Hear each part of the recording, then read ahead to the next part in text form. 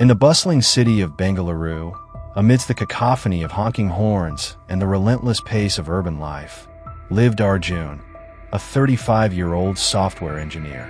Despite a successful career, Arjun felt a void, a sense of purposelessness that gnawed at him daily.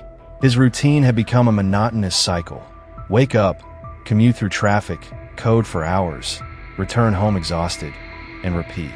The joy he once found in problem-solving had diminished, replaced by a constant race against deadlines and an ever-growing to-do list. Daily Stoic.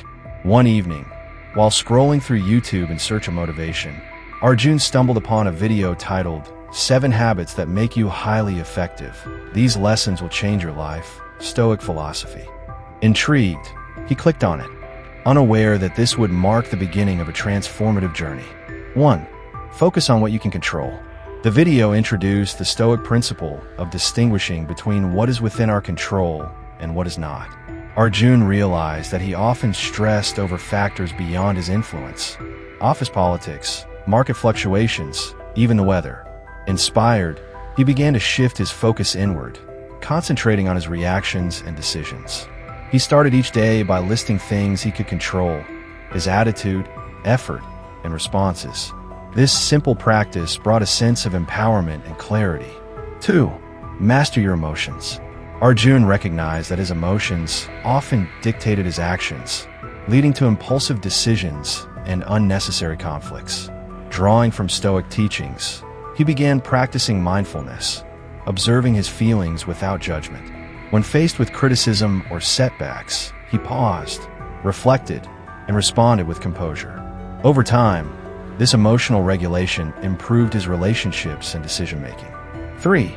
Lie by virtue. The concept of living in accordance with virtue resonated deeply with Arjun.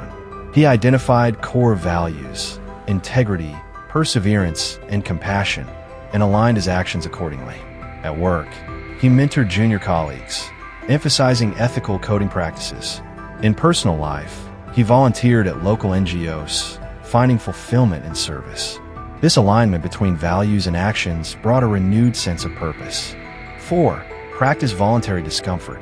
To build resilience, Arjun embraced voluntary discomfort. He took cold showers, fasted intermittently, and occasionally walked to work instead of driving.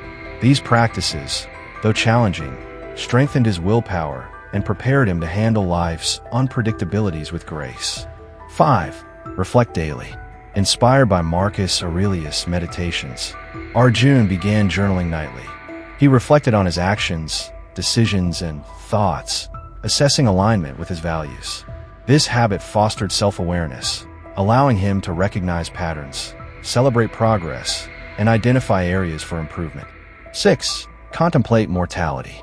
The Stoic practice of memento mori, remembering death, prompted Arjun to value each day. He realized the impermanence of life and the importance of making meaningful choices. He prioritized experiences over possessions, spent quality time with loved ones, and pursued passions he'd long neglected, like painting and music. 7. Show kindness and empathy. Understanding the shared human experience, Arjun cultivated empathy. He listened actively, offered support without judgment, and approached conflicts with compassion. This shift not only enriched his relationships, but also created a positive ripple effect in his community. Months into this journey, Arjun noticed profound changes.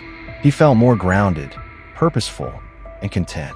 Challenges became opportunities for growth, and daily routines transformed into meaningful rituals. By integrating Stoic habits into his life, Arjun had not only enhanced his effectiveness, but also discovered a path to inner peace and fulfillment. And so, as the golden haze of twilight stretched its arms across the skyline and the silent breath of dusk whispered against the windows of Arjun's apartment, a profound stillness settled within him. Not the kind that visits for a moment and fades, but the kind that echoes across lifetimes, a stillness earned through trial, reflection, and the quiet acceptance of life's raw truths. He sat by the flickering lamp, its flame dancing like the very soul of consciousness itself. And in that fragile light, every memory, every struggle, and every transformation aligned in his mind like the constellations of a life no longer lived in haste, but in harmony. The world around him hadn't changed. Traffic still growled through the streets. Emails still chimed for his attention. Bills still lay on the desk. But within him, an empire had shifted, rebuilt upon the foundations of discipline, clarity, and timeless wisdom. He remembered the man he once was, hurried and hollow, drifting through tasks like a ghost wearing a name tag, confusing motion for meaning, applause for purpose, and ambition for inner fulfillment.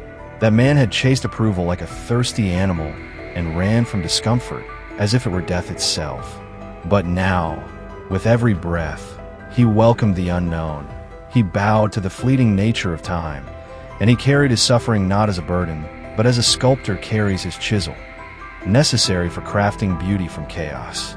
These habits, born from the teachings of Stoic giants like Marcus Aurelius, Seneca, and Epictetus, were no longer rituals performed for productivity. They were sacred, lived experiences that formed the architecture of his being. Proactivity became his compass, not because he wished to control the future, but because he had come to understand that his responsibility was not to outcomes, but to effort, intention, and the honesty of his own character. He no longer reacted like a leaf tossed by the wind.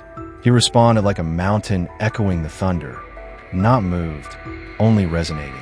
He was no longer a prisoner of emotion, but its humble master, knowing that feelings are visitors, not landlords, and the seat of reason is the throne where true kings sit.